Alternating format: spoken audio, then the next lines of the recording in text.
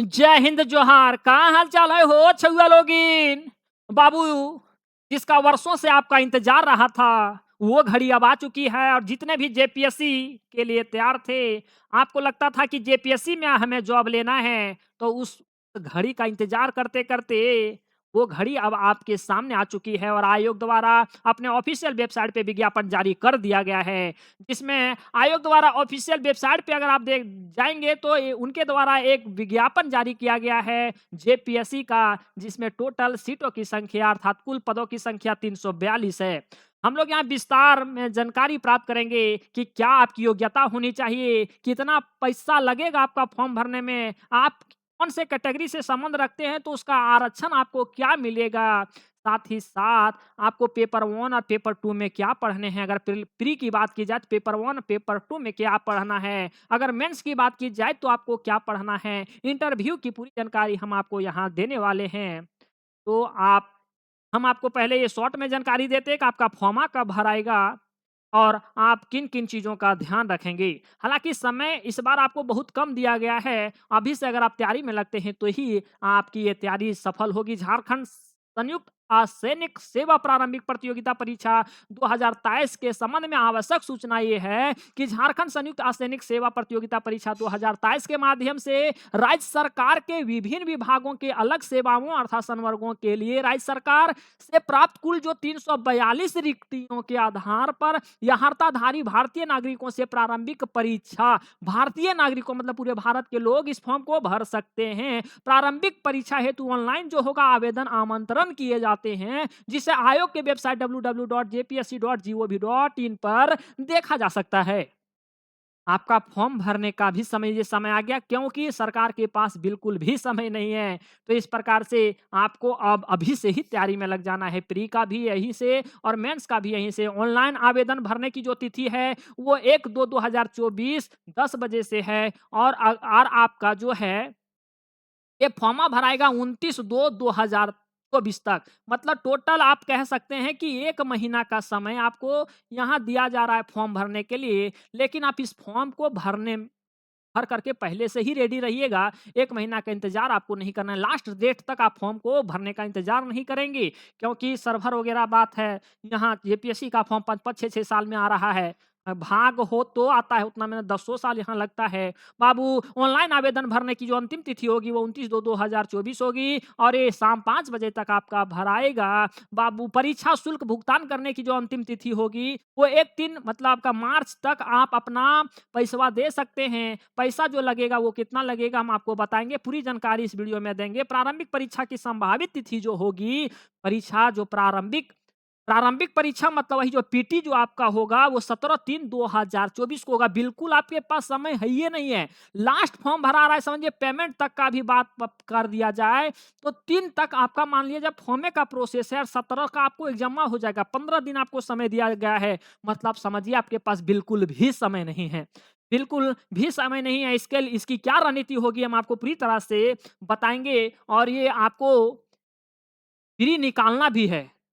Unique classes द्वारा आपको pre निकालना भी है। मेंस की भी तो लगातार तैयारी आपको करवाई ही जाए, लेकिन पहले एक काम बनता है कि प्री निकलवाएं। अभ्यर्थी जो है ऑनलाइन आवेदन भरने की प्रक्रिया प्रारंभ करने के पूरा आयोग के वेबसाइट पर प्रदर्शित जो विस्तृत विज्ञापन एवं ऑनलाइन आवेदन भरने के हेतु आवश्यक एवं विस्तृत निर्देश का भली भांति अध्यापन कर लेंगे। अध्यापन कर मतलब आपको पढ़ लेना है कि आयोग द्वारा क्या आपको निर्देश दिया गया है, हम आपको बताइए रहे हैं। विज्ञापन से संबंधित किसी भी प्रकार की जानकारी के लिए आयोग के हेल्पलाइन नंबर जो है इतना और इतना पर कार्य दिवस मतलब जिस दिन ड्यूटी रहता है लोगों का, मतलब ऐसा है ना कि मंडे और सैटरडे को आप कॉल कर लेंगे। संडे उंडे कॉल नहीं उठेगा तो आप किसी भी प्रकार की अगर त्रुटि आती है, फॉर्म भरने में परेशानी आती है तो आप कॉल कर लेंगे।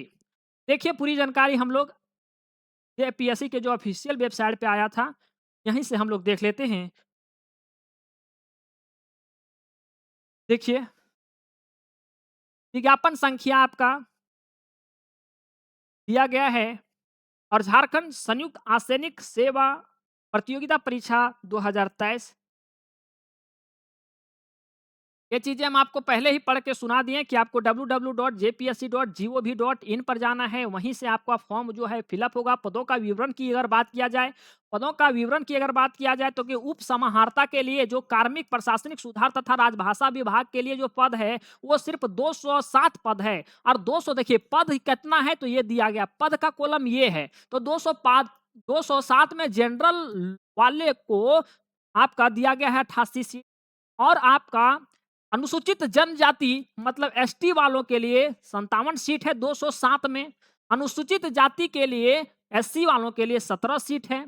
बाबू ओबीसी 1 के लिए 9 सीट है, ओबीसी 2 के लिए 16 सीट है। कितना में?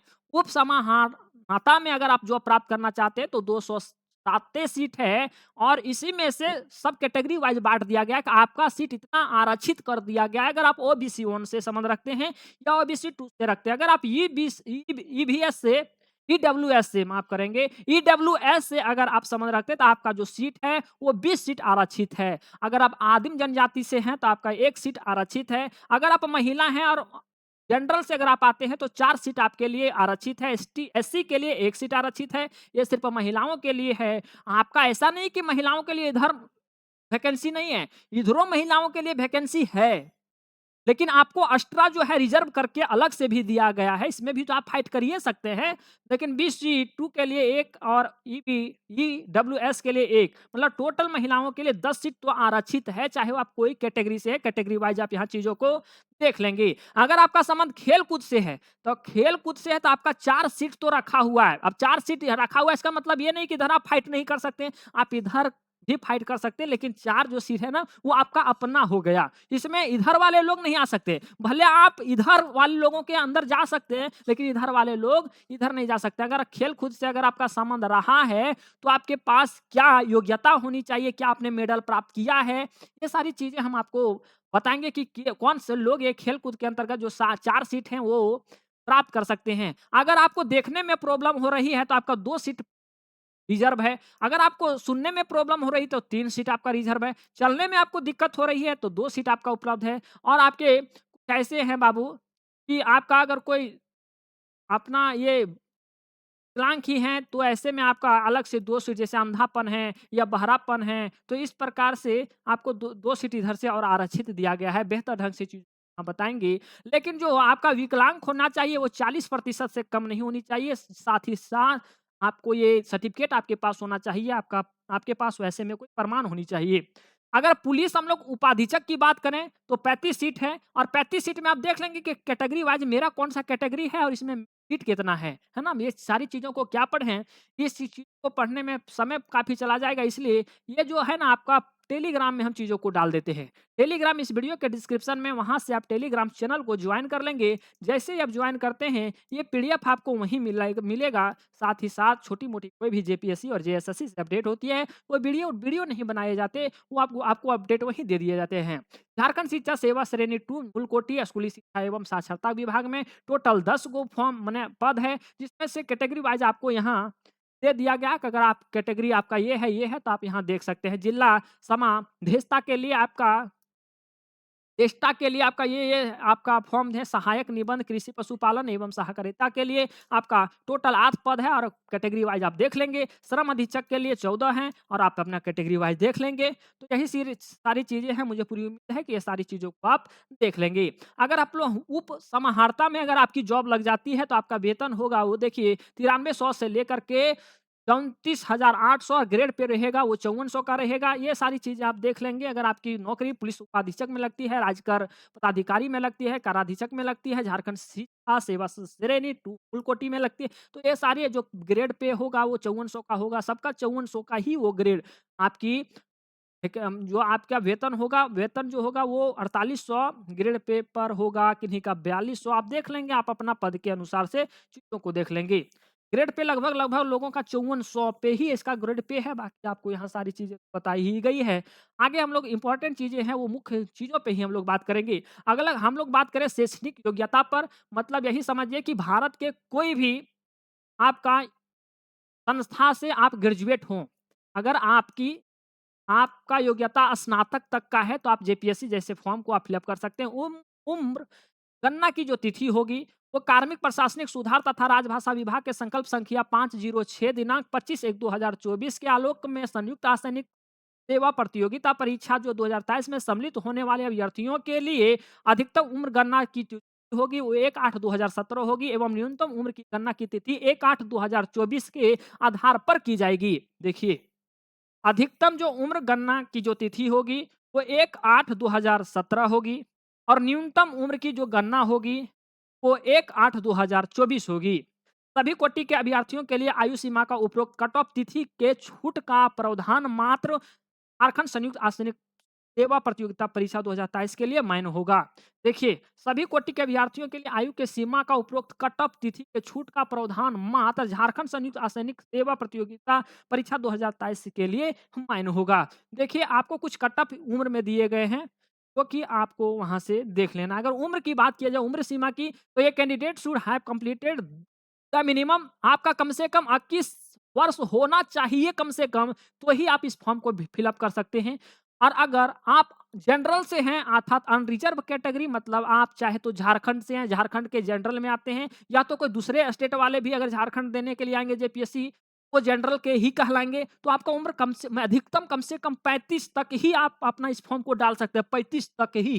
ये देखिए, आपका आपका 29, आपका ये चीज़ें हम आपको बता ही दिए कि इसका क्या होना चाहिए, बाकी आप देख लाएँ। चाहे तो ईडब्ल्यूएस का भी बात हो, तो भी उनका भी उम्र कम से कम 35 ही होनी चाहिए, अधिकतम की बात करें। और कुछ ऐसे कैटेगरी है ना, जिनको छूट दिया गया है उम्र में। जैसे अगर आप बैकवर्ड क्लास से हैं, है ना?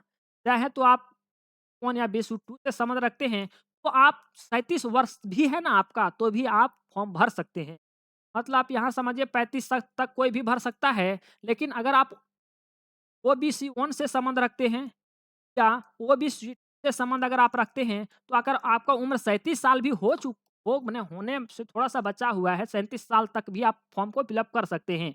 फीमेल अगर हैं और आप जनरल से हैं, है ना?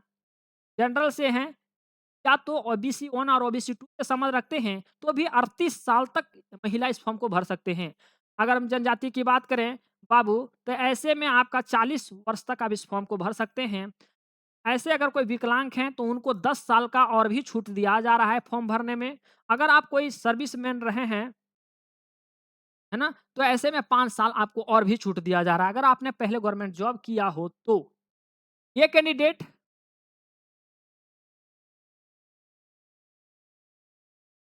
है ना? ये जब माने हालाँकि जो आपने नौकरी किया है ना इसमें, तो आपको 5 साल अलग से दिया जाएगा, छूट के तौर पे।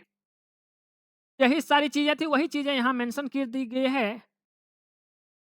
तो ये सब चीज़ों को आप धीरे-धीरे अपना टेलीग्राम में जो पीडीएफ आपको दिया जाएगा, वहाँ से आप पढ़ लेंगे। आरक्षण का अगर लाभ बात करें, तो आरक्षण का दावा करने वाले सभी वर्ग के अभ्यर्थियों का विहित प्रपत्र में स्थानीय निवासी प्रमाण पत्र समर्पित करना होगा। अगर आप लाभ का माने आरक्षण का लाभ उठाना चाहते हैं, तो आपको आवासीय चाहिए। आवासीय आप बना लेंगे, आवासीय बनाने में बहुत ज़्यादा समय नहीं लगता है, तो आवासीय आप बना लेंगे। शैक्षणिक कार्यों के लिए निर्गत स्थानीय निवासी जाति, मतलब निवासी जो है आपको आवासीय चाहिए, जाति प्रमाण पत्र चाहिए, आय का भी आपको सर्टिफिकेट चाहिए एवं संपत्ति प्रमाण पत्र आरक्षण कोटि निर्धारण के लिए अनुमान्य नहीं होगा, है ना?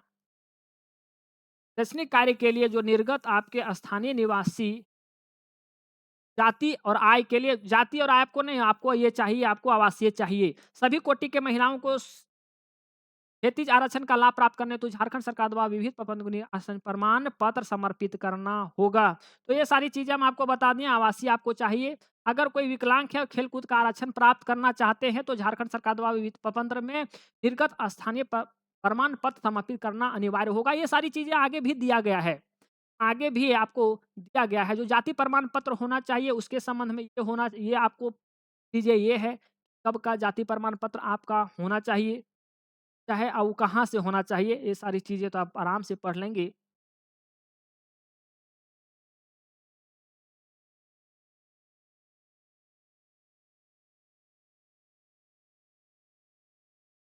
इस हम आपको टेलीग्राम पे दे देंगे, ठीक है? अत्यंत पिछड़ा वर्ग 1 और पिछड़ा वर्ग 2 का जो बात है, इसमें जो भी आपके नियम हैं, वो भी आप यहाँ आराम से पढ़ लेंगे। यही बता रहा है कि झारखंड राज्य के अत्यंत पिछड़ा वर्ग जो 1 ओबीसी 1 एवं ओबीसी 2 कोटि के उम्मीदवारों को आरक्षण का लाभ कार्मिक प्रशासनिक सुधार तथा राजभाषा विभाग, है ना? जो आपका पहल का पोस्टवा था, झारखंड के पत्रांक 17 54 दिनांक 25/2/2019 द्वारा निर्धारित भी पत्रांत में आपका तो झारखंड राज्य के सक्षम पदाधिकारी द्वारा निर्गत जाति प्रमाण पत्र के आधार पर ही देय होगा, किंतु जाति प्रमाण पत्र की वैधता समाप्त होने की स्थिति में संबोधित अभ्यर्थियों को कार्मिक प्रशासनिक सुधार तथा राजभाषा विभाग झारखंड के पत्रांक जो है इतना दिनांक 25 को 2019 अधीन पत्रांत के गैर क्रिमिनल स्वघोषित पत्र समर्पित करना होगा अर्थात विहित प्रबंध आयोग की वेबसाइट www.important झारखंड गॉव सर्कुलर नोटिस उपलब्ध है। ये है कि आपको तो है ना आपका जातीय प्रमाण पत्र आपको चाहिए, आवासीय प्रमाण पत्र चाहिए अगर इन सारे पदों के लिए अगर आप सिलेक्शन होते हैं प्रशासनिक सुधार के लिए या तो राजभाषा विभाग के लिए अगर आपका चयन होता है तो। ठीक है? यानी समझिए ना सीधा-सीधा जातीय आवासीय आपको अगर आप इस आरक्षण का लाभ उठाना चाहते हैं ना जातीय आवासीय आपके पास होना चाहिए और आय वगैरह आप बना लेंगे, सीधा बात ये है बना करके रखिएगा। आर्थिक रूप से कमजोर नागरिकों के लिए ये सारी चीज़ें आप पढ़ लेंगे। अगर कोई खेल-कूद से के अंतर्गत अगर आप अपना आरक्षण प्राप्त करना चाहते हैं, तो कार्मिक प्रशासनिक सुधार तथा राजभाषा विभाग के पत्रांक जो है इतना और दिनांक इतना के आलोक में खेल-कूद कोटा के अंतर्गत आरक्षण झारखंड राज्य के निवासियों के लिए ही अनुमान्य है। सिर्फ वह अगर ये आरक्षण ले सकते हैं, तो सिर्फ झारखंडी ही ले सकते हैं, क्योंकि ये जेपीएससी फॉर्म है और झारखंड सिविल सेवा एग्जाम ये फॉर्म है, तो झारखंड के लोगों को थोड़ा-सा अलग ही आरक्षण दिया जा रहा है। खेल-कूद कोटा के अंतर्गत आरक्षण के दावे की स्थिति में कला संस्कृति खेलकूद एवं युवा कार्य विभाग झारखंड सरकार के ज्ञापन 1709 दिनांक 12/9/2007 द्वारा श्रेणी 2 के पदों पर सीधी नियुक्ति हेतु निर्धारित निम्न मानक के अनुसार अनुमान्य होगा। कुल मिलाकर के अगर आपका संबंध कोई खेलकूद से रहा है, स्पोर्ट्स से रहा है, तो अगर आप आपको मेडल प्राप्त हुआ है अंतर्राष्ट्रीय ओलंपिक कमेटी अथवा उसे संबंधित फेडरेशनों द्वारा आयोजित प्रतियोगिता में मेडल प्राप्त हुआ है, तो भी आप इसका आरक्षण प्राप्त कर ही सकते हैं। है ना? क्योंकि आरक्षण खेलकूद से संबंध अगर आपका है, तो पहले ही आपको सीट आरक्षित कर दिए गए हैं। बस आपको अगर मेडल आपके पास है, तो आप ये सारी चीज़ें कर ही ले सकते हैं उसका लाभ। भारतीय ओलंपिक संघ अथवा उससे संबंध फेडरेशनों द्वारा आयोजित राष्ट्रीय चैंपियनशिप स्तर की प्रतियोगिता में अगर प्रथम स्थान आपका हो या राष्ट्रीय स्तर की प्रतियोगिता में आपका कोई विश्व रिकॉर्ड रहा हो, तो आप जो खेल-कूद के लिए जो सीटें आरक्षित की गई है, उसका आप लाभ उठा सकते हैं। महत्वपूर्ण निर्देश ये भी है कि अभ्यर्थियों द्वारा ऑनलाइन आवेदन में आरक्षण कोटि से संबंधित किए गए दावे में नियुक्ति की प्रक्रिया के बीच सुधार या बदलाव नहीं किया जाएगा। आप यहाँ देख लेंगे फॉर्म भरेंगे, बड़ा सावधानी से फॉर्म भरेंगे। ऐसा नहीं कि आप यहाँ ओबीसी डाल दिए और आप निकले जनरल, तो ऐसे में आपका कोई सुधार वहाँ नहीं होगा। अभ्यर्थियों द्वारा अपने ऑनलाइन आवेदन में किए गए दावों के अनुसार सभी मूल प्रमाण पत्रों को प्रस्तुत करने की अंतिम तिथि उसके अब उस साक्षात्कार हेतु अभिलेख सत्यापन के क्रम में प्रस्तुत करने की तिथि होगी। मतलब आपको भी जो जातीय आवासीय आय वगैरह बनाने के लिए दीजिएगा, उसको भी अगर आप आरक्षण का दावा करेंगे, तो आपसे वो लिया जाएगा, उसका भी एक डेट होगा। ऐसा नहीं कि फॉर्म भरते समय आपको माँगा जाएगा। चिकित्सा जाँच अगर बात किया जाए, तो ये जो जाँच होगी ना, वो 2 पदों के लिए होगी। पुलिस उपाधीक्षक के लिए होगी और जिला समादेष्टा के लिए होगी।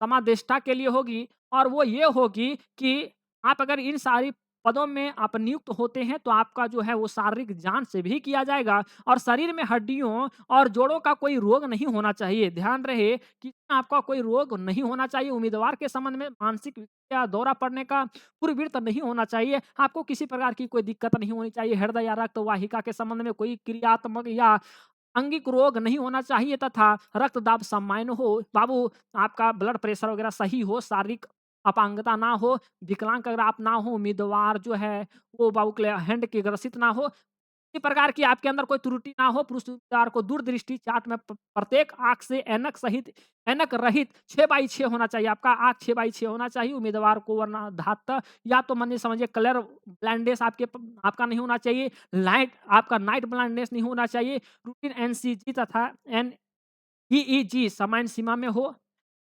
माने समझिए ना आपको कोई बीमारी ना होना चाहिए, आपका शरीर सब ठीक होना चाहिए। पुलिस उपाधीक्षक के लिए आपको पद के लिए आवश्यक जो है वो सारी चीज़ें होनी चाहिए। देखिए ये फॉर्मा पे ज़्यादा बल दिया जा रहा है। पुलिस उपाधीक्षक और जिला समादेष्टा के लिए या कारा अधीक्षक एवं प्रोबेशन पदाधिकारी के लिए पद के लिए जो आपके आरक्षित या पिछड़ा या अत्यंत पिछड़ा वर्ग से अगर आप पुरुष हैं और पुरुष के उम्मीदवार अगर उस पे सेलेक्ट होता है तो उसकी न्यूनतम जो लंबाई होनी चाहिए वो 165 सेंटीमीटर की होनी चाहिए। अगर अनुसूचित जनजाति व अनुसूचित जाति अर्थात एससी और एसटी से अगर आप संबंध रखते हैं तो पुरुष के उम्मीदवार की न्यूनतम जो लंबाई होनी चाहिए वो 162 होनी चाहिए। अगर आप जनरल से हैं या ओबीसी से हैं तो अगर आप इन सारे पदों पे आपकी नियुक्ति होती है तो आपको कम से कम 165 सेंटीमीटर होनी चाहिए। अगर एससी-एसटी से संबंध रखते हैं तो 162 होनी चाहिए। अनारक्षित या पिछड़ा तथा अत्यंत पिछड़ा वर्ग की महिलाओं के लिए न्यूनतम जो लंबाई होनी चाहिए वो 155 सेंटीमीटर तथा अनुसूचित जनजाति व अनुसूचित जनजाति वर्गों के लिए महिलाओं की न्यूनतम जो लंबाई होनी चाहिए वो 152 होनी चाहिए। एसटी और एससी से संबंध रखने वाले पुरुषों के लिए 162 सेंटीमीटर चाहिए, महिला हैं तो 10 सेंटीमीटर कम चाहिए। और अगर पुरुष हैं और जनरल और ओबीसी से संबंध रखते हैं और इन सारे पदों पे अगर आपकी नियुक्ति होती है तो 165 आपकी हाइट चाहिए और महिला है तो 155 10 सेंटीमीटर कम होनी चाहिए। सामान्य एवं पिछड़ा तथा अति पिछड़ा वर्ग के पुरुष उम्मीदवारों के सीना की न्यूनतम माप बिना फुलाए 31 सेंटीमीटर तथा अनुसूचित जनजाति एवं अनुसूचित जाति के पुरुष उम्मीदवारों के सीना जो है कि न्यूनतम माप बिना फुलाए 79 सेंटीमीटर होगी। देखिए आपका यहाँ छतिया कितना फूलना चाहिए ये भी बता दिया है। अगर आप ओबीसी से हैं तो आप जनरल से हैं तो 81 सेंटीमीटर बिना फुलाए आपकी छाती होनी चाहिए। अगर आप एससी-एसटी से हैं तो 79 होनी चाहिए। अब देखिए हम लोग एग्ज़ाम का प्लान की बात करते हैं तो प्री जो होता है प्री में 2 पेपर होंगे। पेपर 1 और पेपर 2 आपका 2 पेपर होगा, ठीक है? और प्रीलिम जो आपका पीटी होगा वो ऑब्जेक्टिव टाइप का एग्ज़ाम होता है और मेन जो होगा वो रिटन होगा।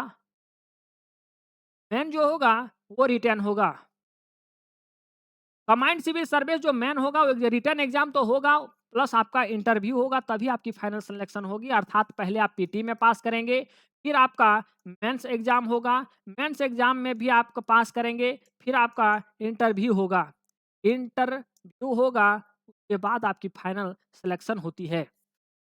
अगर हम लोग पीटी की बात करें थोड़ा पेपर को बढ़िया से समझेंगे। पीटी जो होगा आपका मल्टीपल चॉइस क्वेश्चन ही होगा और ये आपका यहाँ आगे आंकड़ा दिया हुआ है ये मेंस एग्जाम का है। लेकिन आप पीटी आपका एग्जाम होगा और दूसरा जो मैं आपका मेंस एग्जाम होगा वो रिटर्न होगा और रिटर्न का जो पेपर होगा वो 6 पेपर होगा। रिटर्न में आपका टोटल 6 पेपर होगा और पीटी में आपका 2 पेपर होगा जिसमें भारत पूछे जाएंगे और झारखंड पूछे जाएंगे।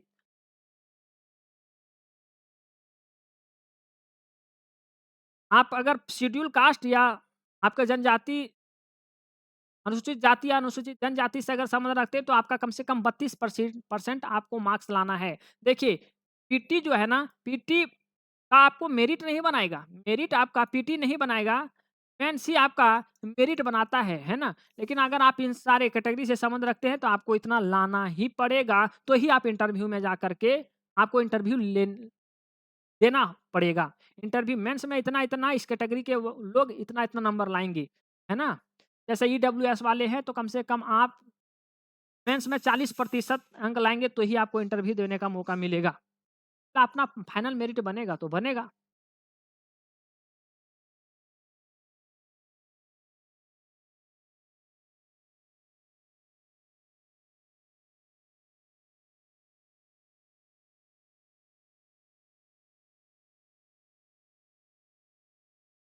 प्री का जो एग्ज़ाम होगा वो आपका 2 घंटा होगा। इसमें से आपको प्राचीन इतिहास से 5 क्वेश्चन रहेंगे। इंडिया के प्राचीन इतिहास से 5 क्वेश्चन रहेंगे। टोटल मार्क्स 200 का रहेगा और घंटा 2 रहेगा, है ना? इसमें से आपके प्राचीन इतिहास से 5 क्वेश्चन रहेंगे, मध्य इतिहास से 5 क्वेश्चन रहेंगे और मॉडर्न मतलब आपके आधुनिक इतिहास से 5 क्वेश्चन रहेंगे। अगर क्वेश्चनों की संख्या की बात की जाए तो टोटल 15 क्वेश्चन रहेंगे। ध्यान रखेंगे इस चीज़ को कि प्री में आपको ये सारी चीज़ें पढ़नी है। ज्योग्राफी में अगर बात किया जाए ज्योग्राफी ऑफ इंडिया को पढ़ना है, जनरल ज्योग्राफी जिसमें से 3 क्वेश्चन रहेंगे और एक जो क्वेश्चन आपका रहेगा वो 3 नंबर का रहेगा। हाँ, नहीं 15 क्वेश्चन रहेंगे। जब 15 क्वेश्चन रहेंगे तो प्रत्येक जो क्वेश्चन रहेगा वो 2 नंबर का रहेगा। प्रत्येक क्वेश्चन आपका 2 नंबर का रहेगा, हालाँकि वो मेंशन होगा आपका कहीं।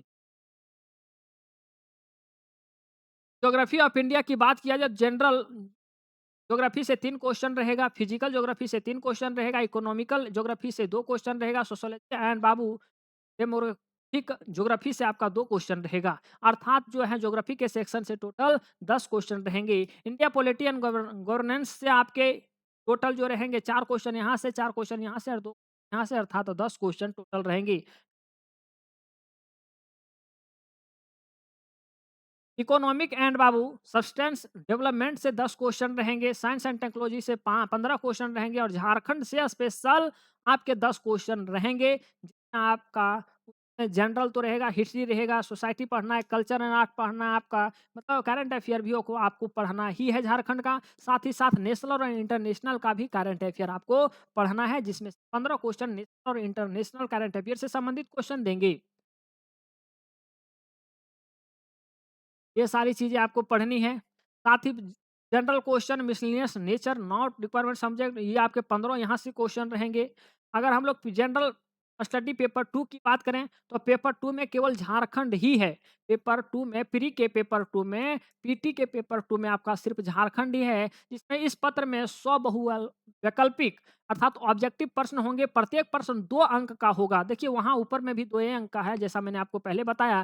सही प्रश्नों का उत्तर देना अनिवार्य होगा। झारखंड का इतिहास देखिए आपके 8 प्रश्न रहेंगे और ये 8 प्रश्न रहेंगे तो 2 नंबर का सब रहेगा, मतलब 16 नंबर आपको दिए जाएँगे, जिसमें से झारखंड के इतिहास में आपको ये सारी चीज़ें पढ़नी है। मुंडा शासन व्यवस्था, नागवंशी शासन व्यवस्था, पहड़ा पंचायत शासन व्यवस्था, मांझी परगना शासन व्यवस्था, प्रत्येक में आपको 1 प्रश्न पूछे जाएँगे और 1 प्रश्न मतलब 2 नंबर। मुंडा मान की शासन व्यवस्था, ढोकलो शासन व्यवस्था, जातीय पंचायत शासन व्यवस्था, तो जातीय पंचायत शासन व्यवस्था थोड़ा-सा लंबा टॉपिक हो जाता है, इसलिए 2 प्रश्न इससे ही पूछेंगे।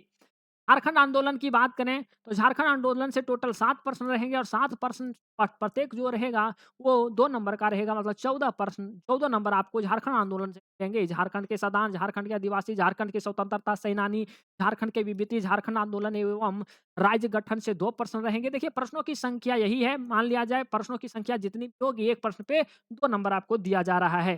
नेक्स्ट है झारखंड की विशिष्ट पहचान से आपके 5 प्रश्न रहेंगे और 1 प्रश्न 2 नंबर का रहेगा, मतलब टोटल 10 प्रश्न रहे, 10 नंबर के आपके क्वेश्चन रहेंगे। झारखंड की सामाजिक स्थिति पढ़ना, झारखंड की सांस्कृतिक स्थिति, झारखंड की राजनीतिक स्थिति, झारखंड की झारखंड की धार्मिक विशेषताएं एवं पहचान को पढ़ना है। ये 1 क्वेश्चन रहेंगे। देखिए आप अपना ये सारी चीजें देख लेंगे। झारखंड का लोक साहित्य, नृत्य, संगीत, वाद्य, दर्शनीय स्थल एवं आदिवासी संस्कृति आप पढ़ लेंगे, जो कि यहाँ आपका दिया हुआ है। 5 प्रश्न रहेंगे, जिसमें नंबरों की संख्या की बात की जाए तो 10 होगा। झारखंडी साहित्य एवं साहित्यकार के बारे में पढ़ेंगे। 5 क्वेश्चन रहेगा, प्रत्येक 2 नंबर का रहेगा। झारखंड के प्रमुख शिक्षण संस्थान एवं प्रमुख शिक्षण संस्थान के बारे में पढ़ेंगे। 3 क्वेश्चन रहेगा और प्रत्येक क्वेश्चन 2 नंबर का रहता है।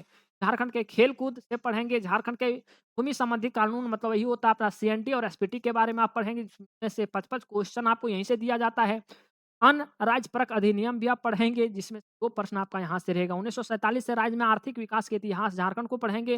झारखंड के भूगोल, जैसे जंगल को पढ़ेंगे, नदी को पढ़ेंगे, पहाड़, पर्वत, खान, खनिज आदि को पढ़ेंगे और 10 प्रश्न आपके यहाँ से रहेंगे। झारखंड की औद्योगिक नीति, विस्थापन और पुनर्वास नीति एवं अन्य नीतियाँ के बारे में पढ़ेंगे। देखिए ये कोई नया सिलेबस नहीं है, पुराना वाला ही सिलेबस है, पुराना वाला ही सिलेबस है। तो ये सारी चीज़ों को पढ़ लेंगे। अब मेंस की अगर बात किया जाए, तो no optional subject all are common compulsory paper, जो है ना सब अपना कंपल्सरी पेपर है, ना ही आपका कोई ऑप्शनल सब्जेक्ट नहीं है। अगर हम लोग पेपर 1 की बात करें, तो पेपर 1 में आपको जनरल हिंदी पढ़ना है और जनरल इंग्लिश पढ़ना है ना? अब ध्यान रहे कि इसमें पास होइएगा तो ही आपका सेकंड पेपर चेक होगा और मिनिमम इसमें आपको 3 मार्क्स तो लाना ही लाना है, ठीक है? पहला पेपर देखिए, प्री का पहला पेपर, पेपर ऐसे इसमें 6 है। दूसरा में आपको पढ़ना language and literature under this paper, मतलब आपको जनजातीय व क्षेत्रीय भाषा पढ़ना है, जिसमें आप चाहे तो उड़िया लेते हैं, बंगाली लेते हैं, उर्दू लेते हैं, संस्कृत लेते हैं, इंग्लिश लेते हैं, हिंदी लेते हैं, संथाली लेते हैं, पंचपरगनिया लेते हैं, नागपुरी लेते हैं, मुंडारी है, बाबू कुरुक है, कुरमाली है, खोरठा है, खड़िया है। जो भी आपको क्षेत्रीय भाषा के अंतर्गत समझ आएगा, वो आप चीज़ों को लेंगे, या खोरठा है, खड़िया है, हो है, सारी चीज़ें जो आपका पेपर 2 के अंतर्गत आता है। पेपर 3 के अंतर्गत मेंस की हम बात कर रहे हैं। पेपर 1 में हिंदी और इंग्लिश आपको पढ़ना है, उसमें से नंबर कम से कम आपको लाना है ना? और मिनिमम 30 मार्क्स, देखिए यहाँ लिखा हुआ है, कम से कम आप 3 मार्क्स लाएँगे तो दूसरा पेपर आप देंगे। तीसरा में ये है कि दूसरा पेपर यही है, सोशल साइंस, है ना? कि आपको 3 घंटा प्रत्येक में 3 घंटा का समय दिया जा रहा है। पेपर 1 हो, पेपर 2 हो और पेपर 2 जो है ना, उसमें से 150 क्वेश्चन होंगे और ये ध्यान रहे डिस्क्रिप्टिव होगा, मतलब आपको इसमें लिखना पड़ेगा। ये लिखित होगा, इसमें आपको लिखना पड़ेगा। इंडिया कॉन्स्टिट्यूशन एंड पॉलिटी है बाबू, पब्लिक एडमिनिस्ट्रेशन, गुड्स गवर्नेंस है, वो 3 घंटा का होगा, जिसमें से आपका ये पेपर 5 है। देख लेंगे पेपर 5 में ये है, आप इंडियन इकोनॉमी है, आपका पेपर 6 में जनरल साइंस, एनवायरनमेंट है, टेक्नोलॉजी डेवलपमेंट है, 3 आपका 3 घंटा का होगा, जिसमें से 200 प्रश्न का ये होगा। टोटल अगर हम लोग मेंस की बात करें, तो मेंस में टोटल 950 का प्रश्न होगा, प्लस 100 प्रश्न जो होगा, वो आपको इंटरव्यू के लिए दिया जाएगा। अगर टोटल अगर बात की जाए, तो 1050 अंकों का आपका ये एग्ज़ाम होता है। जो पीटी होता है, वो तो समझिए आपका मेरिट नहीं बनाएगा। आप मेंस से ही अपना मेरिट बनाएँगे। यहाँ लिखा है कि मेंस एग्ज़ामिनेशन रिटेन जो है 950 मार्क्स का होगा और इंटरव्यू जो टेस्ट होगा, वो 100 मार्क्स का हो, मतलब 150। तो यही थी आपकी पूरी जानकारी। मुझे पूरी उम्मीद है कि आप सारी चीज़ों को समझ पाए होंगे। या अपना नियम वगैरह आपको ये सारी चीज़ें पढ़नी नहीं है। आप ध्यान से अपना परीक्षा शुल्क की अगर बात की जाए, तो आप परीक्षा शुल्क क्रेडिट कार्ड, डेबिट कार्ड कहीं से आप दे सकते हैं। लेकिन अगर आपका संबंध आरक्षित या आर्थिक रूप से कमज़ोर, अर्थात अगर आप जनरल से संबंध रखते हैं या ओबीसी से संबंध अगर आप रखते हैं, तो आपका जो फीस लगेगा फॉर्म भरने में, वो ₹100 लगेगा। अगर आपका संबंध एससी से एसटी से है, एसटी से है ना? ऐसे में अगर आदिम जनजाति हैं, तो ऐसे में आपका जो पैसा लगेगा, वो ₹50 लगेगा। तो आपका ₹50 लगेगा। तो ₹100 ₹50 यहाँ लिख रहा है, लेकिन आपको पैसा नहीं वापस किया जाएगा, किसी प्रकार की कोई दिक्कत स्वीकार नहीं होंगे, या आपके फॉर्म किसी प्रकार के अगर स्वीकार नहीं होते, तो आपको पैसा रिटर्न नहीं किया जाएगा। दिव्यांग अभ्यर्थियों के लिए, तो किसी तरह से दिव्यांग हैं, कम से कम 40% संगत, तो 40% आपकी दिव्यांगता होनी चाहिए। को परीक्षा शुल्क में छूट है, उनको पैसा नहीं लगेगा। आवेदन पत्र भरने हेतु आवश्यक शर्त एवं निर्देश कुछ हैं, उसको आप आराम से देखेंगे। झारखंड पब्लिक सर्विस कमीशन के वेबसाइट www.jpsc.gov.in पर ऑनलाइन एप्लीकेशन सिस्टम के माध्यम से आवेदन स्वीकार किया जाएगा। ऑनलाइन आवेदन के साथ किसी तरह का प्रमाण पत्र संलग्न नहीं करना है। जैसे तुरंत आप कहिएगा जातीय आवासीय डालना है, नहीं, उस समय नहीं लेगा, है ना? यही है कि आवेदन या आवेदक या सुनिश्चित करेंगे कि सभी वांछित प्रमाण पत्र उसके पास आवेदन भरने हेतु विज्ञापन में निर्धारित अंतिम तिथि के बाद का नहीं होना चाहिए। मतलब जो समय दिया गया है, वही आपको जातीय आवासीय वगैरह चाहिए, उसके बाद का नहीं होना चाहिए। प्रारंभिक परीक्षा हेतु अभ्यर्थी के द्वारा स्वयं ऑनलाइन आवेदन भरा जाएगा। इसमें किसी प्रकार की गलत सूचना दर्ज करने करने या सूचना छूट जाने या आंशिक रूप सूचना दर्ज करने पर इसके लिए अभ्यर्थी स्वयं जवाबदेही होगा। मतलब आपको फॉर्म में किसी प्रकार की गड़बड़ी नहीं करनी है। इस अगर आप खुद होंगे, गलत या अर्ध सत्य सूचना पाए जाने पर, मतलब गलती आप सूचना दे देते हैं फॉर्म भरते समय, तो आपकी अभ्यर्थिया पर अंतिम रूप से निर्णय लेने पे अधिकार आयोग के पास सुरक्षित रहेगा। देखिए, अगर आप गलती से इधर-उधर नहीं करना है, बढ़िया से फॉर्म भर लेना है, यही स बतिया है। आप जितना आपका नंबर है, ये सारी चीज़ें भरनी है, आराम से भरनी है, गड़बड़ नहीं भरनी है। ऑनलाइन आवेदन में अंकित जो ईमेल आईडी होगा, मोबाइल नंबर होगा, प्रमाण तथा प्राप्त जो यूज़र आईडी होगा तथा पासवर्ड को सुरक्षित रखना आवेदक की ज़िम्मेवारी है। मतलब आप जो फॉर्म भर रहे हैं, वही आवेदक हैं। आपकी ज़िम्मेवारी है कि आप ईमेल आईडी, मोबाइल नंबर को बढ़िया ढंग से यूज़र आईडी और पासवर्ड को रखेंगे। अंतिम परीक्षा फल प्रकाशन तथा सुरक्षित रखेंगे। कब तक रखेंगे? जब तक आपका रिज़ल्ट नहीं आ जाता है। अभ्यर्थी ऑनलाइन भरने के क्रम में अपने अपने ही कार्यरत मोबाइल नंबर, ईमेल आईडी अंकित करेंगे। किसी भी परिस्थिति में किसी अन्य व्यक्ति का मोबाइल नंबर और ईमेल आईडी अंकित नहीं करेंगे। देखिए, अपना ही आपको ईमेल आईडी और अपना ही नंबर देना है ना? और चीज़ है कि इंटरनेट या बैंकिंग व्यवधान के लिए आयोग उत्तरदायी नहीं होगा, अतः अभ्यर्थी आखिरी समय का इंतजार नहीं करेंगे एवं उनके पूर्व ही सभी प्रक्रिया पूरी कर लेंगे। मतलब लास्ट डेट का आपको इंतजार नहीं करना है, पहले ही आपको अपना फॉर्म फिलअप कर लेना है। ऑनलाइन भुगतान में किसी प्रकार का इंटरनेट व्यवधान या गलत भुगतान या असफल भुगतान, अनसक्सेस पेमेंट या ट्रांज़ैक्शन जो होता है स्टेटस फेलियर हो जाता है, तो आयोग उत्तरदायी नहीं होगा। अभ्यर्थी को सुधार हेतु अतिरिक्त समय नहीं दिया जाएगा। आपको फॉर्म बढ़िया से भर लेना। अभ्यर्थी अंतिम रूप से भरे गए ऑनलाइन आवेदन में सबमिट करने के बाद उसी समय पुनः लॉगिन करके डैशबोर्ड पर उपलब्ध डाउनलोड फाइल जो है एप्लीकेंट सेक्शन से भरा हुआ आवेदन डाउनलोड कर उनकी 2 प्रति निश्चित रूप से प्रिंट करेंगे। अभ्यर्थी अपने दावे से संबंधित सभी प्रमाण पत्र, कागजात, परीक्षा भुगतान की बैंक रसीद के प्रति आवश्यक रखेंगे। आयोग द्वारा साक्षात्कार के समय या किसी समय मांगे जाने पर अभिलेख एवं सभी संबंधित प्रमाण पत्र निश्चित रूप से प्रस्तुत करना होगा। मतलब आप पेमेंट भी आयोग को फॉर्म भरते समय अगर आप देते हैं तो उसका भी प्रिंट आउट आप निकाल लेंगे, क्योंकि आयोग आपके सिलेक्शन के दौरान कभी भी ये सारी चीज़ों अगर मांगेगी तो आपको वहाँ तुरंत देना होगा।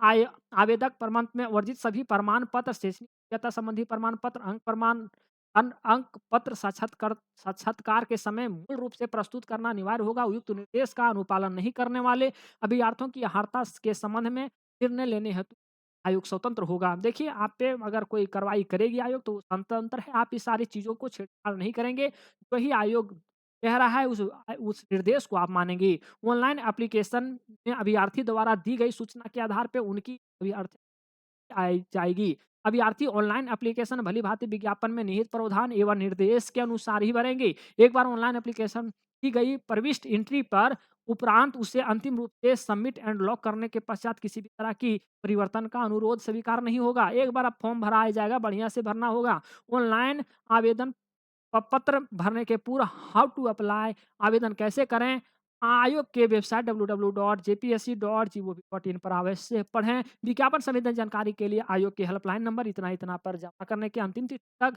कार्य दिवस में सुबह 10 बजे से शाम तक आप संपर्क कर सकते हैं, है ना? कोई दिक्कत होगी तो ये जो नंबरवा है ना, इस पे आप कॉल कर लेंगे। ऑनलाइन आवेदन भरने में कोई असुविधा होने पे आयोग की निम्नलिखित टेक्निकल जो हेल्पलाइन नंबर है वो सुबह 10 बजे से शाम 5 बजे तक संपर्क कर सकते हैं।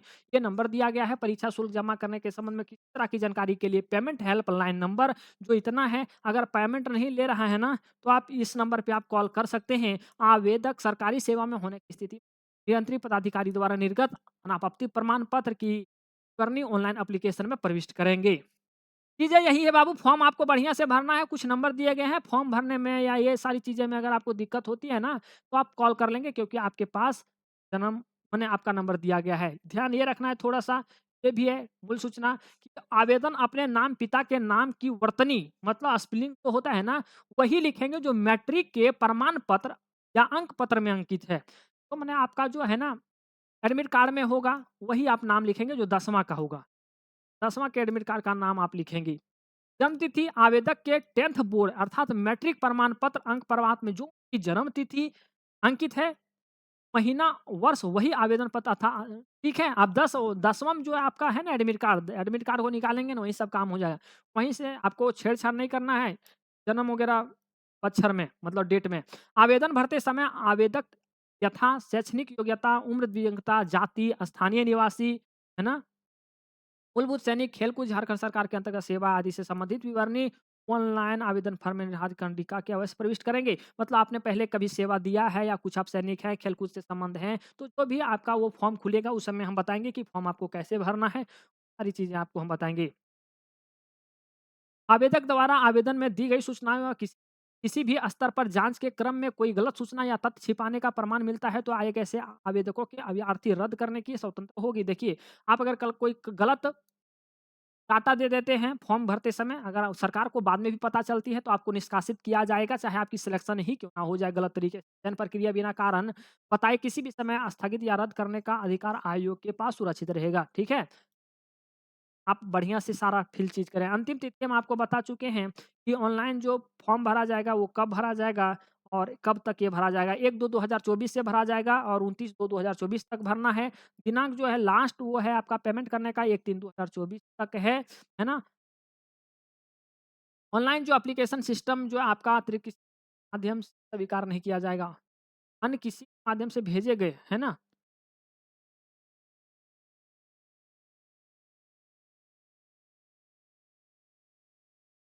मतलब आपको ऑफ़िशियल वेबसाइट से ही चीज़ें को भरनी है, इधर-उधर से आपको इधर-उधर से नहीं भरनी है, चाहे तो नहीं तो फिर आयोग आपके फ़ॉर्म को स्वीकार नहीं करेगी। तो यही थी बाबू आज की अपडेट, मुझे पूरी उम्मीद है कि आपके चेहरे पे वो जो उदासी छाई हुई थी, वो अब उदासी अब चमक में बदल गई होगी और जेपीएससी का इंतज़ार आप तो कर ही रहे थे, लेकिन अब फ़ॉर्म भरने का आपको इंतज़ार नहीं करना है, लगातार आपको तैयारी करते रहनी है क्योंकि आपके पास समय ही नहीं है, इतना कम समय में हाँ, बहुत बड़ी बात हो जाती है। आप ये चैलेंजिंग सी आप समझिए कि आपके पास से एग्ज़ाम हो जाती है और ये एग्ज़ाम का समय बढ़ने वाला है कि सामने है और बड़ा समझिए आपको बड़ा बढ़िया से पढ़ना होगा तो ठीक है हो बाबू अगर इस चैनल पे नए होंगे तो चैनल को सब्सक्राइब करके ऑल पे ज़रूर क्लिक कर देंगे क्योंकि जेपीएससी के बहुत ऐसे जो कंटेंट होंगे आपको यूट्यूब पे फ्री ही दे दिए जाएँगे।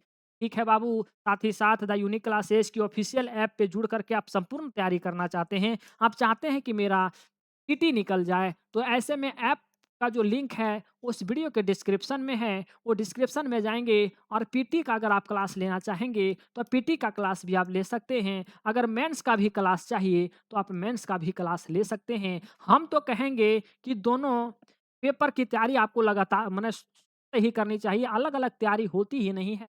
क्योंकि पीटी अगर आप तैयारी करेंगे, वही चीज़ रिलेट करके ही मेंस में आपको पढ़ाया जाता है। तो आप दोनों पेपर को द यूनिक क्लासेस की ऑफ़िशियल ऐप से आप जा कर के परचेज़ कर लेंगे। मिनिमम फ़ी जो है, जहाँ तक हमसे हो पाई हो मैंने क कम करने की कोशिश किया है। अगर आपको किसी प्रकार की दिक्कत होती है, तो 9771080302 पे आप कॉल कर सकते हैं अधिक जानकारी के लिए। लेकिन अब मेरे पास जो है, वो भारत के जो सर्वश्रेष्ठ टीचर होते हैं माने एक ख्याति जिन्हें प्राप्त है अपने एरिया में, या तो उन्हें काफ़ी दिनों से अनुभव रहा है।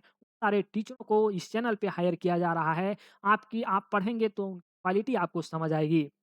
हम चाहेंगे कि इस बार जेपीएससी जो होगा बहुत दिनों के बाद आया है तो आपकी सिलेक्शन नहीं हो और ऐसे ही एक मजबूत ही आपको एक सही निर्देश दे सकती है, सही रणनीति ही बता सकती है। तो ऐसे में हम चाहेंगे कि ये जो फॉर्म आपका 342 रिक्तियाँ आई हुई हैं, इसमें एक पद आपका निश्चित पाए और द यूनिक क्लासेस इसके लिए लगातार आपसे जुड़े रहेगी और द यूनिक क्लासेस लगातार मेहनत करते रहेगी। अगर मेहनत कर रही है तो आपको भी कदम से कदम मिला करके चलना है क्योंकि जेपीएससी का एग्ज़ाम क्रैक करना कोई नॉर्मल सी बात नहीं होती है। पीटी भी आपको निकलवाना है हमें, मेंस भी आपको निकलवाना है। तो आप हमारे चैनल के साथ ज़रूर जुड़ेंगे, साथ ही साथ ऐप को आप इंस्टॉल कर लेंगे। ऐप का हम आपको बार-बार यही कहेंगे कि अगर आपको तैयारी करनी है, तो झारखंड क्या पूरे भारत के जो बेस्ट टीचर में से लाए जा रहे हैं, उनके द्वारा तैयारी करिए क्योंकि आपको भटकना नहीं है, इधर-उधर से तैयारी नहीं करनी है। दिए गए नंबर पे आप कॉल करेंगे, आप पूरी कॉल करने के बाद या तो इस वीडियो के डिस्क्रिप्शन में आपका लिंक है, वहाँ से आप ऐप को इंस्टॉल कर लेंगे। पूरी जानकारी आप प्राप्त करेंगे। के बाद आप एडमिशन लेंगे अन्यथा आप ऐप पे भी जाकर के भी एडमिशन ले सकते हैं।